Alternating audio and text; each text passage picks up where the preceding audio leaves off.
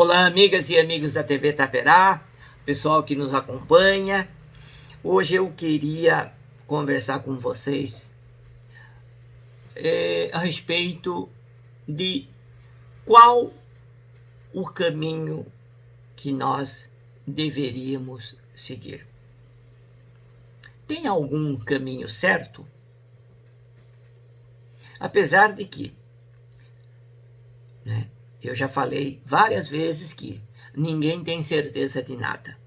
A única certeza que nós temos é que a gente não tem certeza de nada.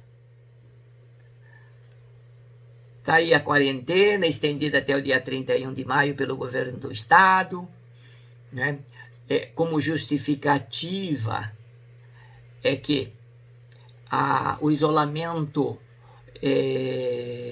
social está abaixo de 50%, com aumento do número de casos confirmados e concomitantemente com o aumento do número de óbitos, né?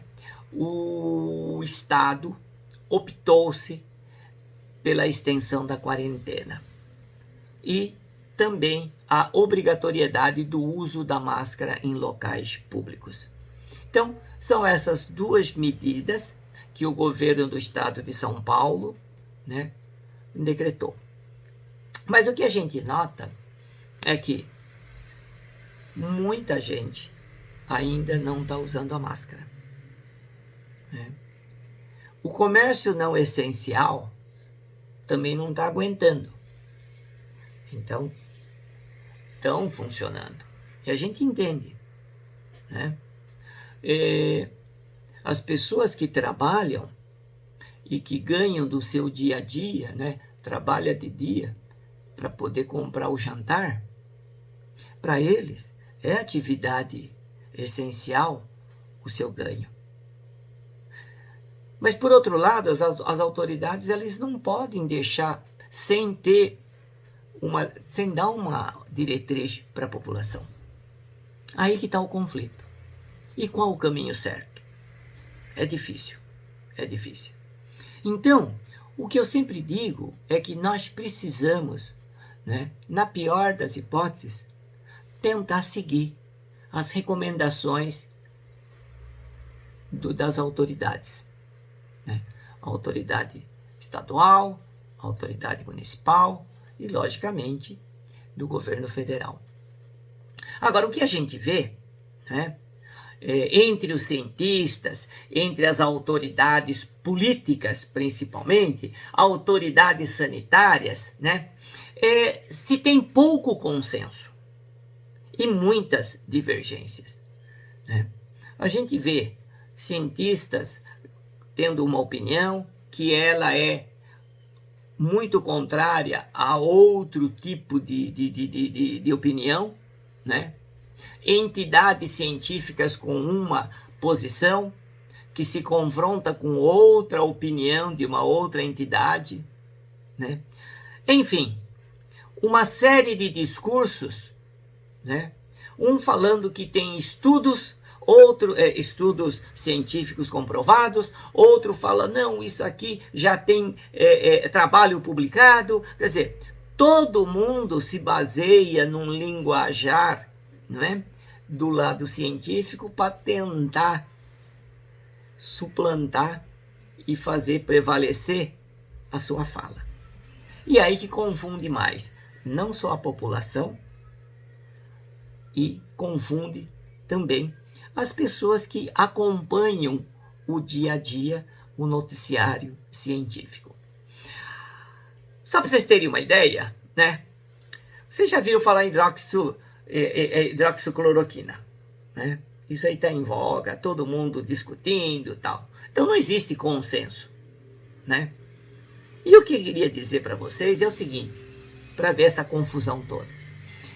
Existem cerca de 2.000 remédios que estão sendo analisados para ver se um deles tem uma ação eficaz contra esse coronavírus. Um medicamento que seja eficiente, mas principalmente além de ser eficiente, ser seguro para o paciente. Não adianta nada você tentar resolver uma coisa e causar um problema pior para o paciente. Então, tem quase 2.000 remédios em pesquisa, né? E não se chegou a conclusão ainda nenhuma. E aí vocês veem a discussão, não, olha, com certeza a cloroquina funciona, não, olha, o Remdesivir funciona, olha, a vacina de BCG é uma terapia promissora. Quer dizer, veja bem, gente, existe uma série de pesquisas sendo feitas, né? E nós precisamos encontrar um remédio, né? Logo, no sentido de mostrar que isso aqui funciona bem e não leve maiores riscos para o paciente. Lógico que o elemento fundamental para prevenir o Covid-19 ou qualquer pandemia, né, é a vacina. Mas só para vocês terem uma ideia, a vacina mais rápida que surgiu até hoje, ela demorou 4 anos para a gente ter uma vacina que funcionasse bem, que é a vacina da cachumba. A vacina da cachumba foi colocada em uso em 1967. Demorou 4 anos para ser liberada o uso. Para vocês verem como é difícil. E no caso do coronavírus, desse SARS-CoV-2 que causa o Covid-19, que está causando todo esse estrago para nós todos, para o mundo, eu duvido muito se isso aí vai aparecer a partir de hoje, antes de 1 ano e meio. Agora, daqui 1 ano e meio, por exemplo, se a coisa for muito rápida, porque a tecnologia, logicamente, vai ajudar bastante, né, na brevidade, digamos assim. Mas as primeiras vacinas, eu tenho certeza que não vai ter aquela eficácia, né? Se tiver eficácia de 50%, vai ser muito. E aí, à medida que as pesquisas forem continuando, as vacinas, logicamente, vão tendo a sua eficiência cada vez maior. Mas no início eu não acredito que essa vacina tenha uma grande eficiência, a grande eficácia. Enfim, o que vai prevenir é a vacina, mas vai demorar, tá? Agora, e aí? E essa briga toda? Faz quarentena, não faz quarentena, a quarentena é eficaz, a quarentena não ajuda a nada, é a cloroquina. Gente, quer dizer, o público, né, que não está muito habituado a esse meio científico, ela fica totalmente perdida. E eu li há 2 dias atrás, um artigo muito interessante do professor Cláudio de Moura Castro.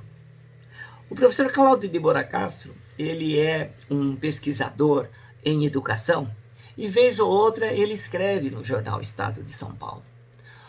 E esse último artigo que ele escreveu, eu vi que ele retrata exatamente aquilo que nós estamos sentindo, né?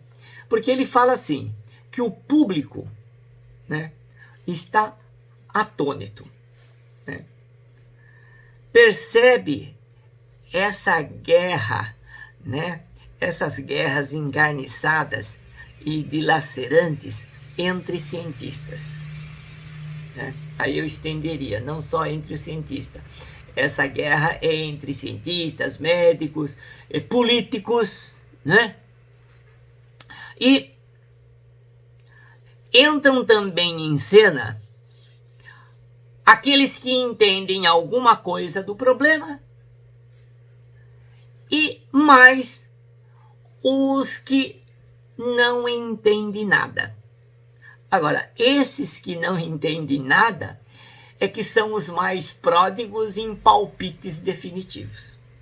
Então esses ficam falando, não, eu tenho estudo, isso aqui é científico, o que eu estou falando é científico. E aí ele fala o seguinte, o professor Cláudio de Moura Castro, ele fala assim, o pior de tudo, né, é que para promover suas agendas, políticos e oportunistas de todas as matizes, quer dizer, quando fala de todas as matizes, é políticos, médicos, cientistas, enfim, todos esses pesquisadores tal, né, que ficam palpitando nas redes sociais principalmente, eles reivindicam ser verdade científica o que dizem, né? Quantas e quantas vezes você já ouviu falar, não, olha, isso que eu estou falando é científico, olha, isso que eu estou falando é medicina baseada em evidência, olha, isso que eu estou falando é ciência, olha, isso que eu estou falando é em nome da medicina. Gente, tá? Então é isso que o Cláudio de Moura Castro, esse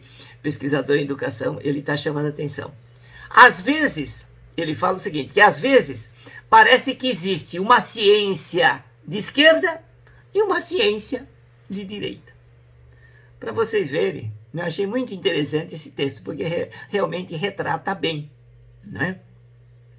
E realmente o viés político, né, que tomou, infelizmente, que contaminou essa pandemia, né, esse viés político contaminou, né?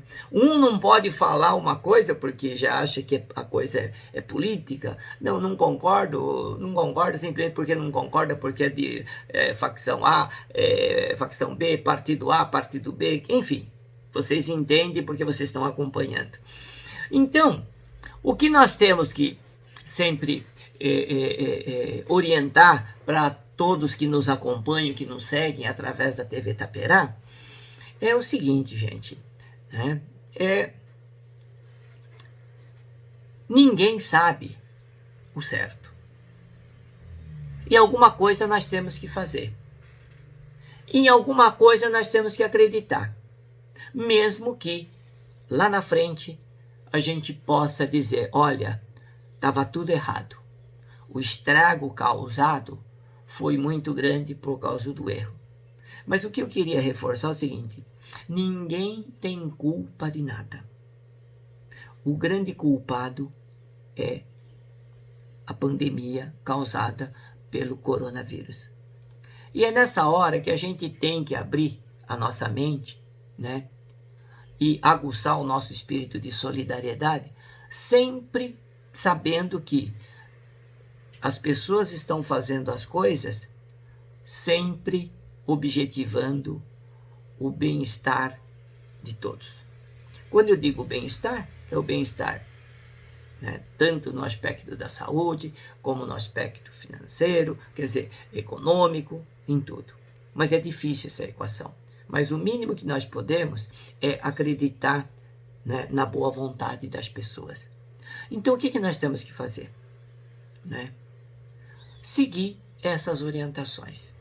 Se você tiver uma ideia melhor do que as ideias impostas, né, pelos dirigentes governamentais, que falam que em nome da ciência, da medicina, esse é o caminho. Então, se você tiver uma ideia melhor, faça chegar. Tá? Agora, enquanto isso, nós precisamos fazer alguma coisa. E o que nós temos que fazer? Olha, gente, nós temos que seguir a orientação, manter a nossa quarentena até o dia 31 de maio, usar a máscara em local público, porque ainda a gente nota gente que não está usando a máscara, porque a máscara realmente ela protege a transmissibilidade. Sair somente quando precisar. Evite de ficar saindo. Vamos colaborar. Vamos mostrar, né, que os sadios estão em casa justamente para mostrar para a população que são obrigados a ficarem dentro de casa, que estão fazendo a parte deles também, né? Lavar as mãos, né? E assim como lavar as mãos, lavar principalmente a boca e fazer higiene nasal. Quando a gente faz aquele teste que a gente chama teste padrão ouro para o coronavírus, a gente tenta pegar o micróbio com um cotonetezinho no nariz e da garganta. É lá que a gente vai detectar alguma amostra desse coronavírus. Ora, se é lá que se instala, né? Por que o pessoal só está preocupado em lavar a mão? Não precisa passar álcool gel dentro do nariz? Não precisa tomar álcool para fazer higiene bucal? Mas nós precisamos fazer a nossa higiene bucal. Talvez mais vezes do que nós fazíamos antes desse coronavírus. Porque já existem estudos mostrando que pacientes, quando têm uma higiene oral regular, é menos passível de pegar infecção. E aquelas pessoas infectadas, quanto maior a higiene oral, melhor e mais rápida a sua recuperação. Menor os efeitos, né, infecciosos. Então, não é só lavar a mão, lavar o nariz, fazer gargarejo, escovar bem os dentes, né, fazer bastante gargarejo. Evitar aglomeração. E toda aquela higiene natural doméstica nós temos que continuar.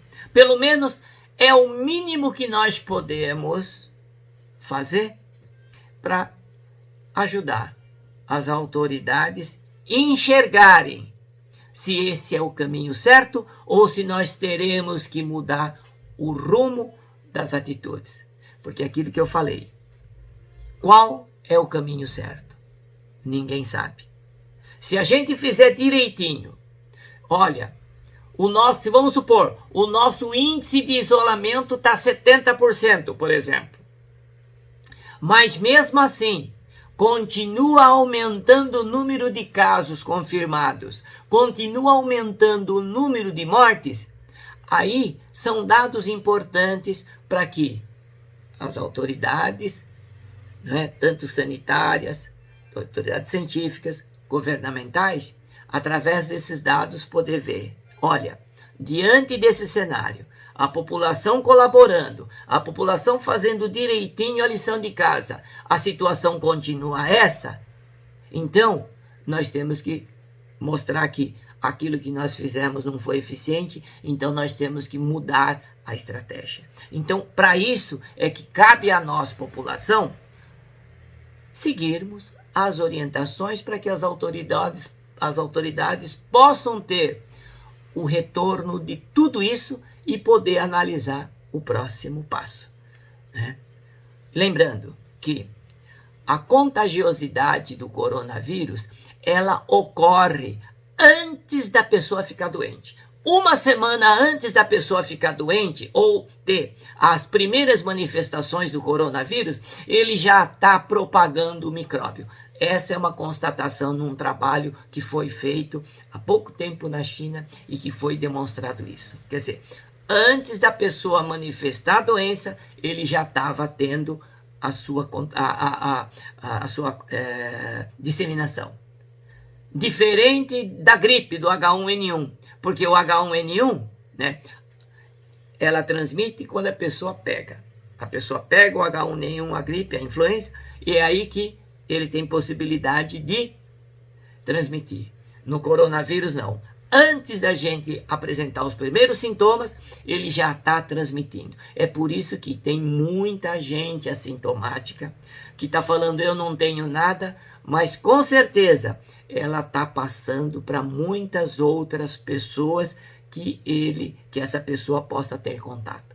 Daí a importância de evitar aglomeração, daí a importância da gente usar a máscara e daí a importância de a gente seguir todas as orientações que foram colocadas para que nós possamos dar esse feedback e daí ver qual seria o próximo passo desse jogo de xadrez humano.